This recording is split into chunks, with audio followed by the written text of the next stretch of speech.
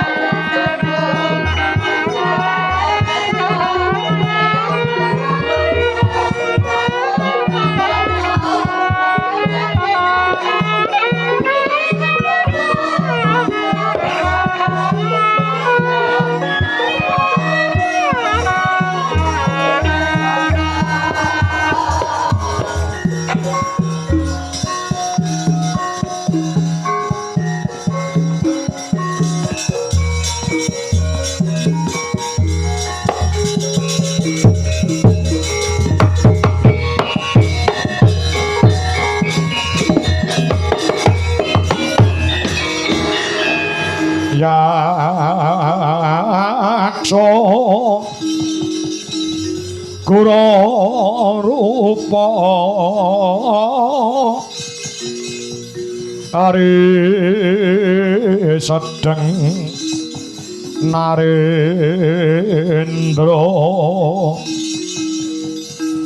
Yaksa Alalaku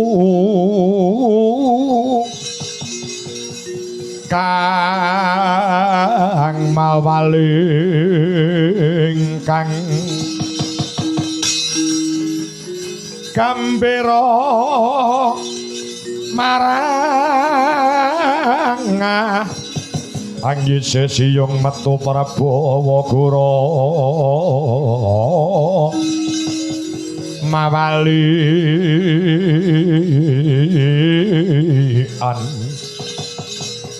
lesus lan prakempa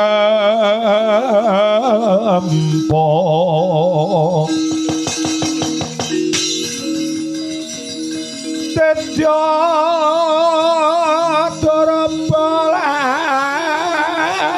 rasa mreh coroknaning lawan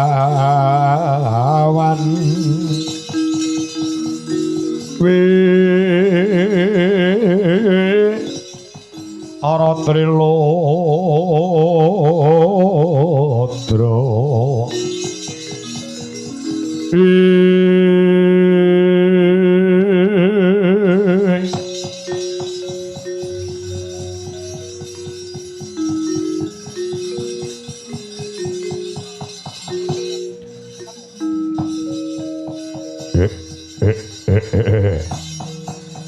Wong tete Jewangkala Ludra Mas Patik Raja Dewakulaga kala nuwun wonten pangandikan ingkang dawuh Gusti kula Sang Adipati Glagah tinunu Sang Brajadenta Wilung dawuh base dina samangga margake jerengen gobok mulekna mripatmu kok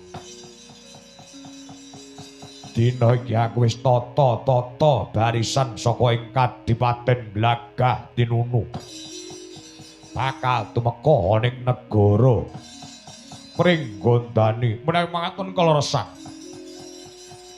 kaleresan yen to paduka tindak mriku ing dinten samangke awit benjing tumapaking dina barengi plethek ing srengenge saking jagat wetan paduka badhe kawisuda ngembani kelawan ingkang putra ponakan nggih menika pun Raden Gatotkaca ingkang badhe kajumenengaken nata dadekke ratu wonten negari Pringgondani paduka kawisuda dados patih utawi warangkaning praja Pringgondani kawruhan ana nggonku bakal tumeka ana ngreke para wadyabala ora bakal ndombani kelawan Gatotkaca sing dadi ratu. Lho lajeng aku wis nata marang kekuatan negara Pringgondani kelawan kekuatan ana ing Kadipaten Glagah tinunu kene. Aku bakal bruntak ana tetembungan sing mentereng kudeta kelawan pemerintahan negara Pringgondani. Dasaripun menapa? Dasare dina samangka aku ora nrimake ing atase Gatotkaca ora duweni hak wewenang dadi ratu ning negara Pringgondani ya kene didadekke ratu. Mongko kowe ngerti marang sejarah duk nalika semana kudune saksedaning Kaka Prabu Harimba sing dadi ratu kuwi Brajadenta merga aku kuwi adine kang mijil saka pancer lanang utawa pancer kakung. Yen nutut miturut marang sejarah sing ana negara Pringgondani dudu Gatotkaca ning Brajadenta sing dadi ratu Pringgondani keriyen.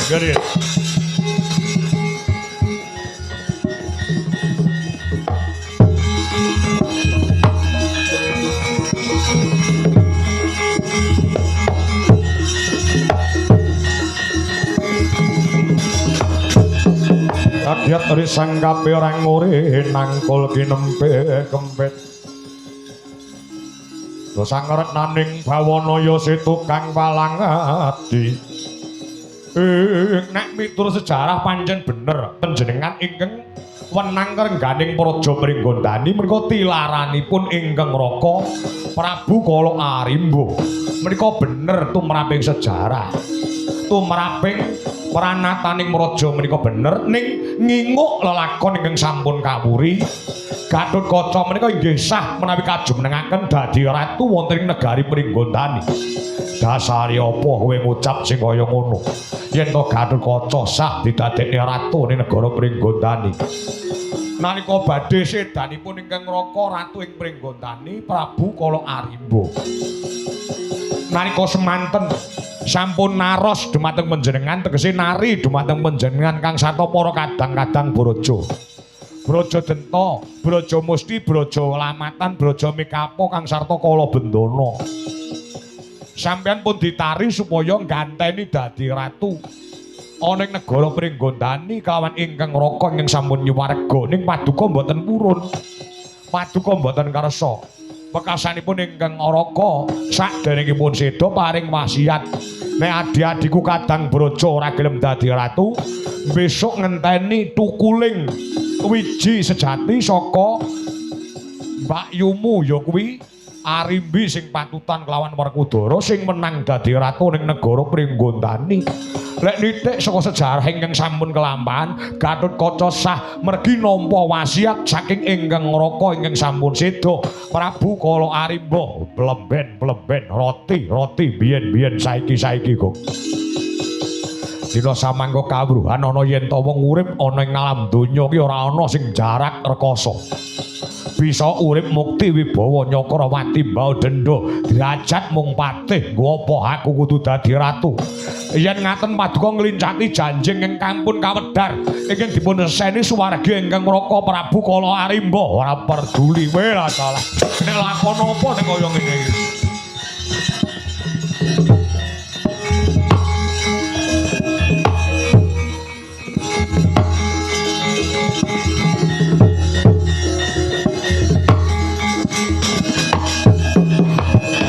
Tan samara pamoring sukma sinukmaya winah ya ing asepi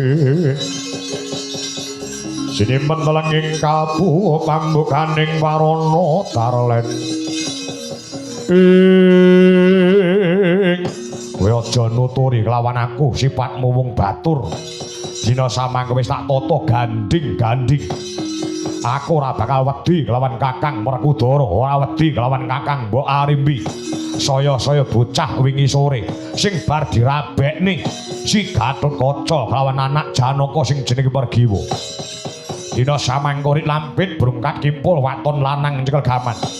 Para wadyabala Kadipaten Gragah tinunu wesak paringi dawuh supaya kudeta kelawan negara Pringgondani. Ratu Pringgondani kudu Braja Denta kok kowe nggih sampun ing ngaten.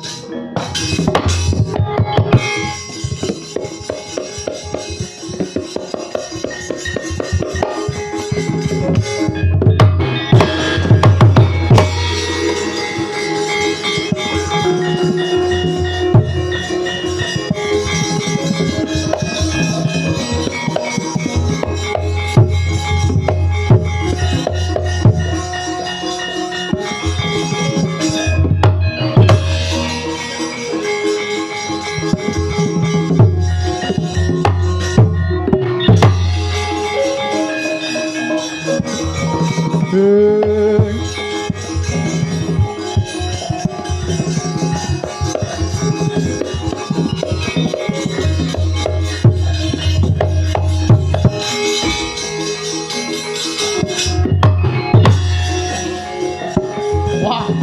Pak Jek Setyaki. Iya.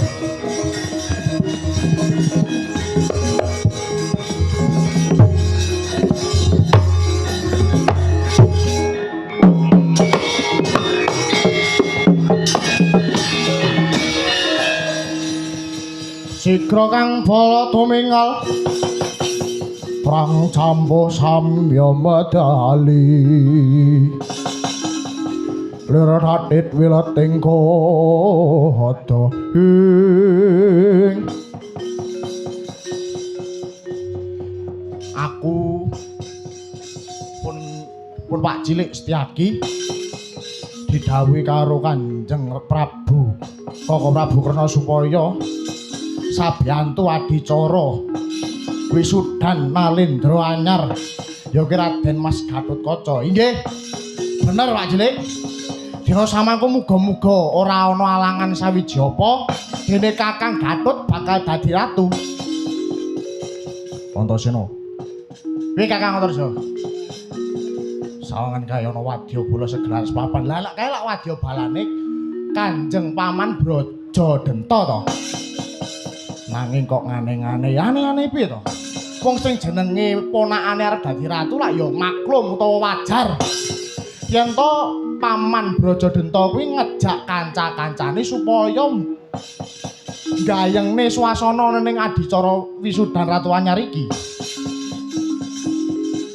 Ning sikap gegamaning Ayudalah mosok to jasak tilik.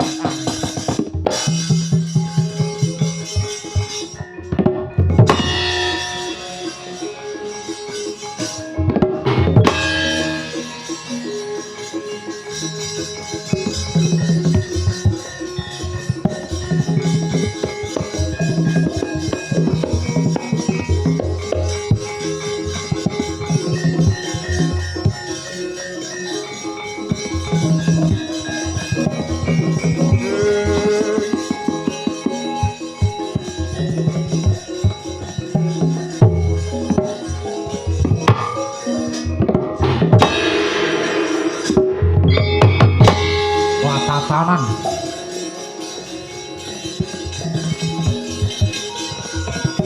Wah.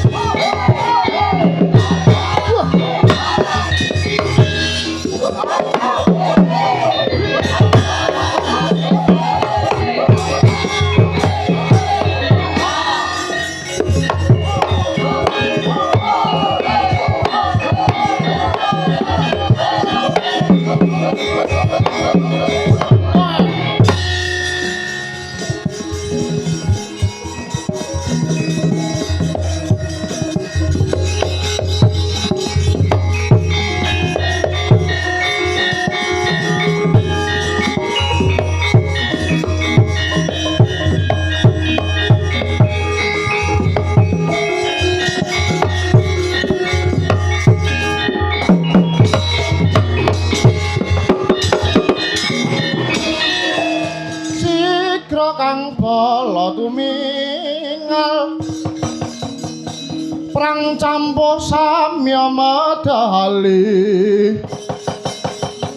lir tatet wileting kata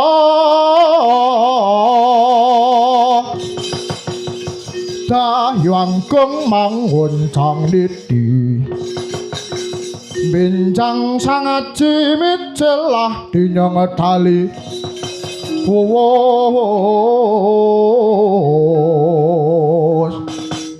Terus tasur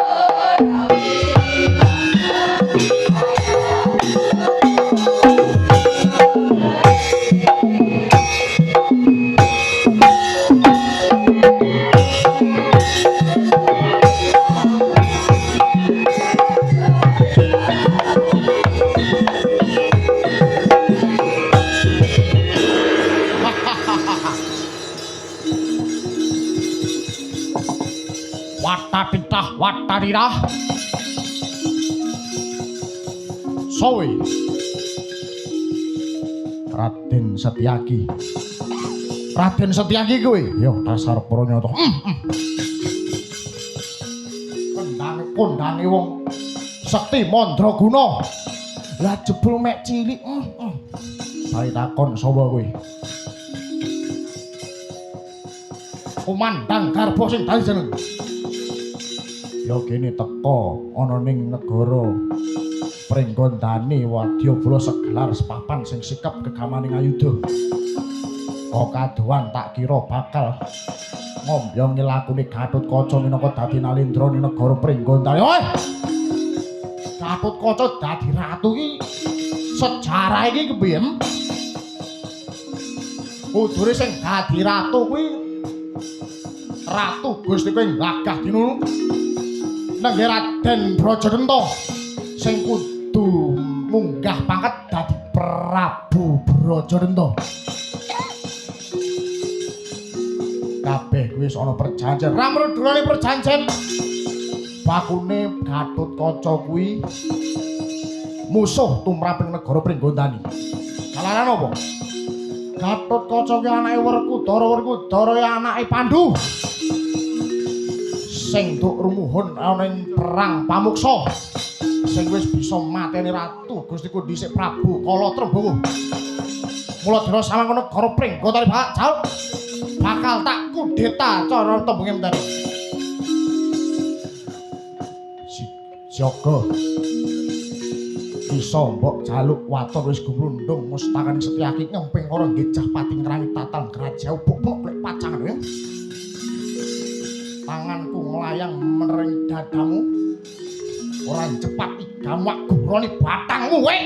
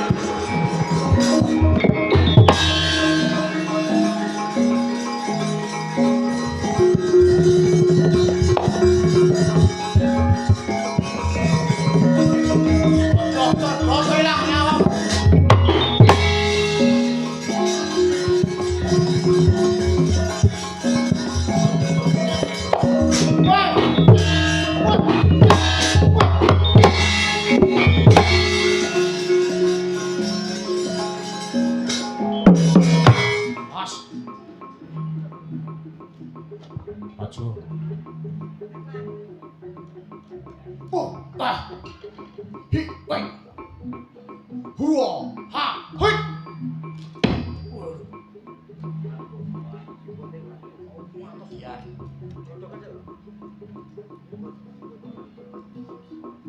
As.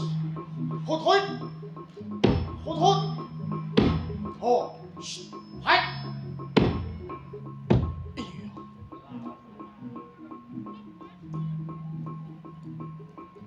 Hi ho. Hít hạ. Hù ho hết. Ho. Keprok foto hilangnya.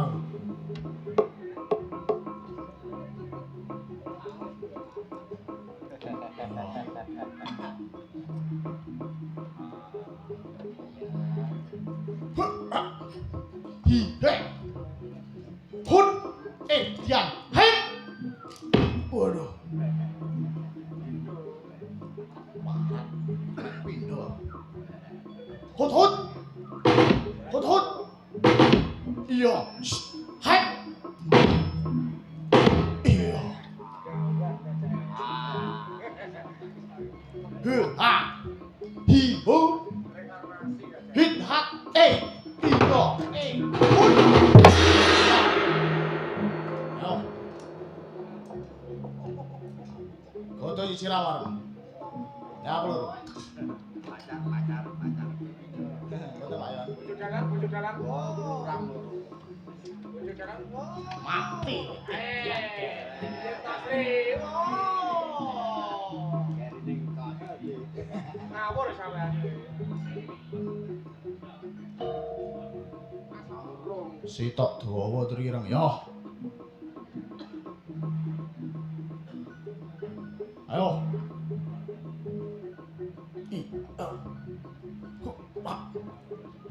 Iya, ho, hei. Weh, nek.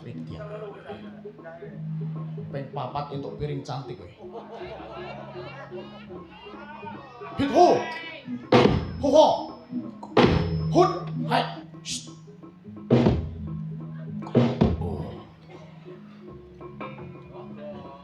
Ho, eh. Hi, ha. Hu, ho, ha, hi. Hut. Awas.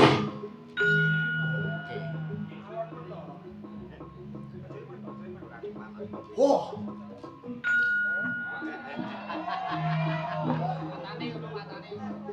Matane. Hi, ho. Ha, hi.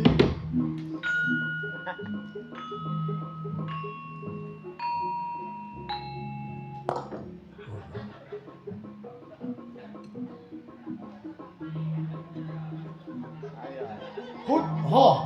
Hít iya. Hút eh iya. Ha ho. Hút iya. Hút hi. Widyan titis. Ora nek kabel ya. Hút iya. Hét.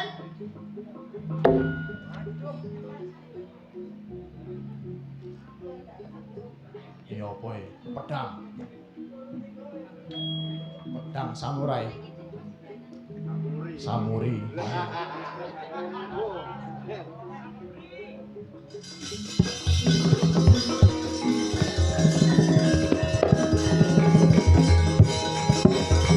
Wah. Oh. Hey.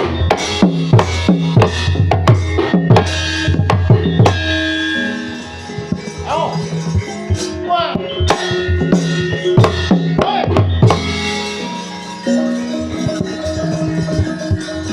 Wah.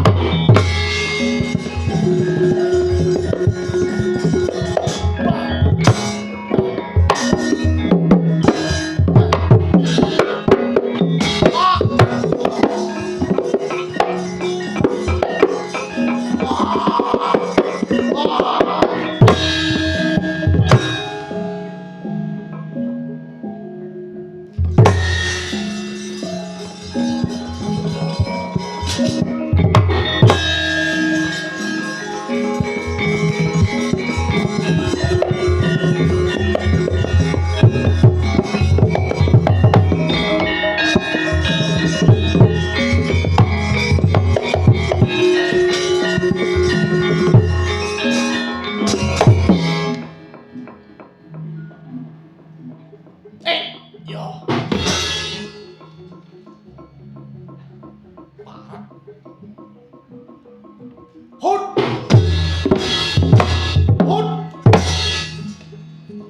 gawe kancane wis tuman.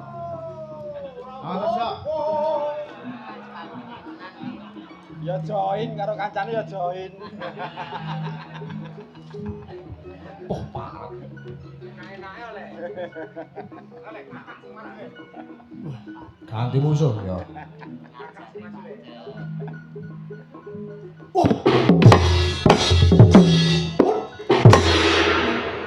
Bales. Ayo. Peang marah to peang. Ketenan. Pakakon niru iki lho pakakon. Iki sing selong. Ayo. Hot.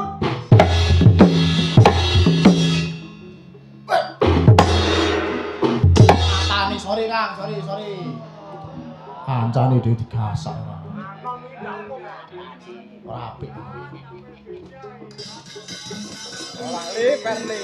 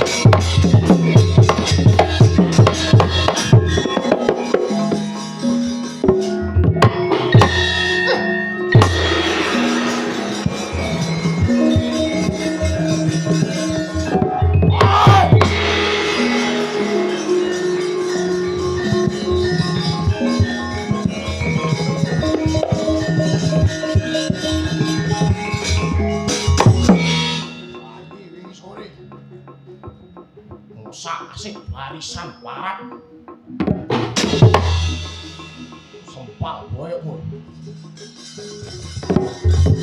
Woi.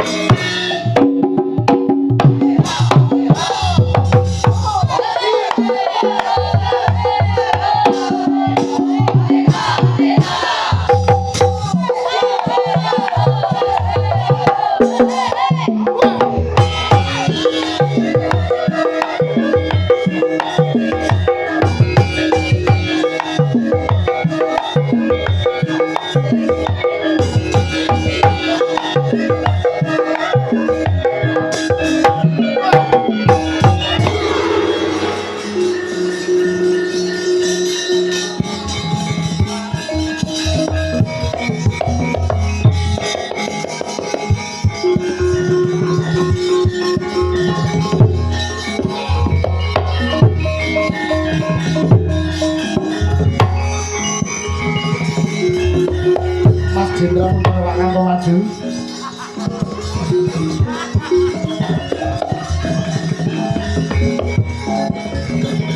Ayam saya ambil.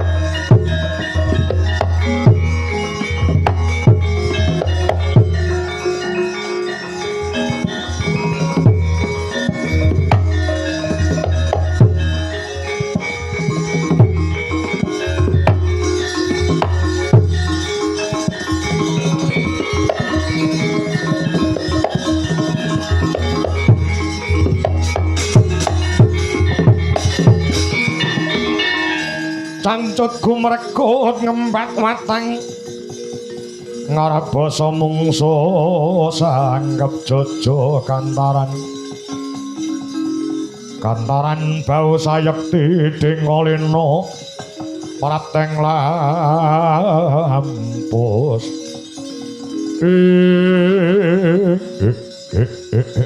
Ratal ayo wong Pringgondani win jagane bocah-bocah wingi sore sing urung ilang pupuk lempuyange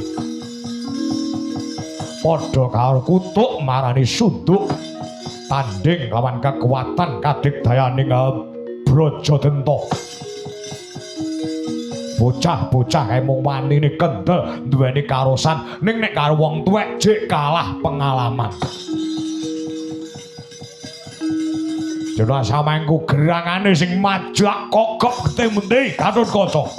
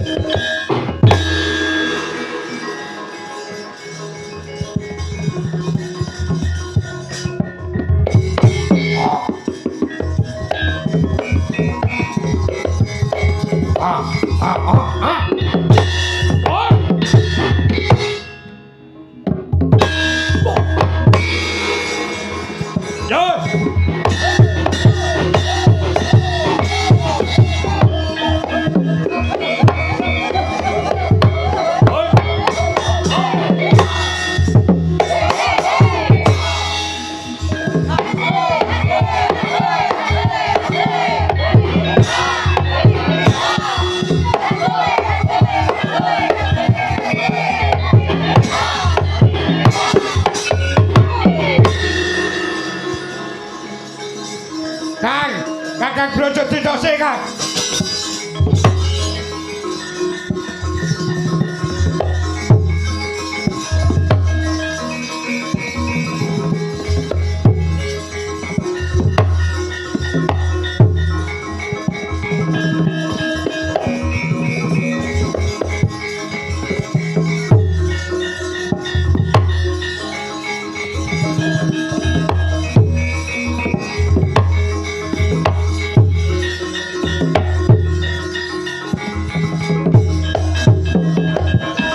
Katangmu padha warahen dena becik besok hamendemo baris kang prayena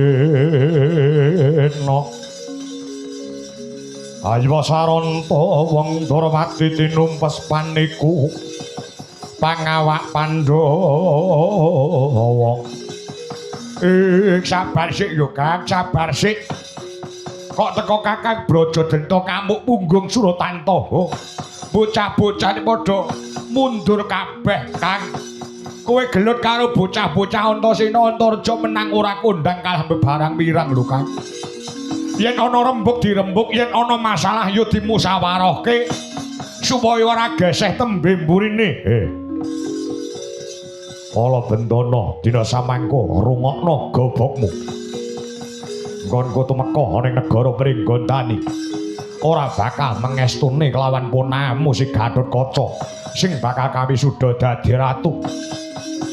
Aku ora sudi nek mung pangkat dadi patih ratu. negara Pringgondani kudu Braja Denta.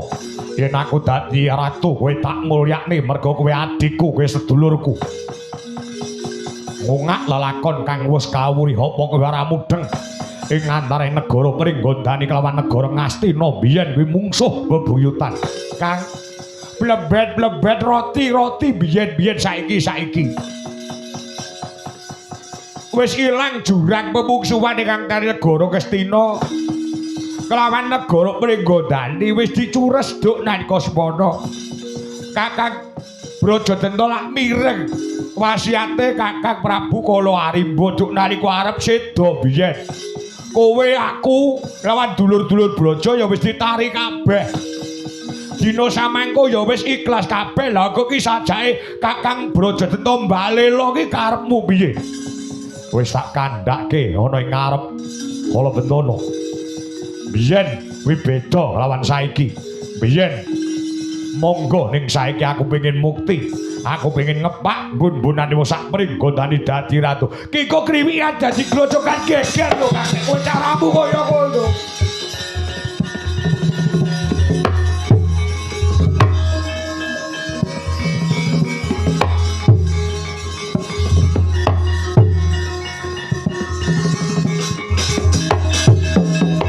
Kacik mongso kasoko mbok yo sing sabar, sing sareh.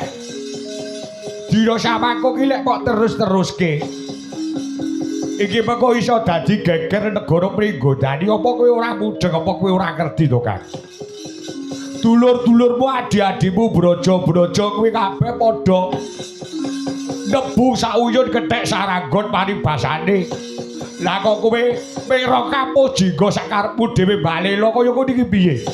Apa kowe ora nyawang Kakang Mbok Arimbi? Apa kowe ora nyawang Kakang Mas Werkudara sing banget tresnani lahir batin lawan negara Pringgondani? Yen to Kakang Werkudara duweni hak, yen Kakang Werkudara ki duweni watak sing serakah, sing pengen dadi ratu ana negara Pringgondani ditutu-tutule Gatut, Kang.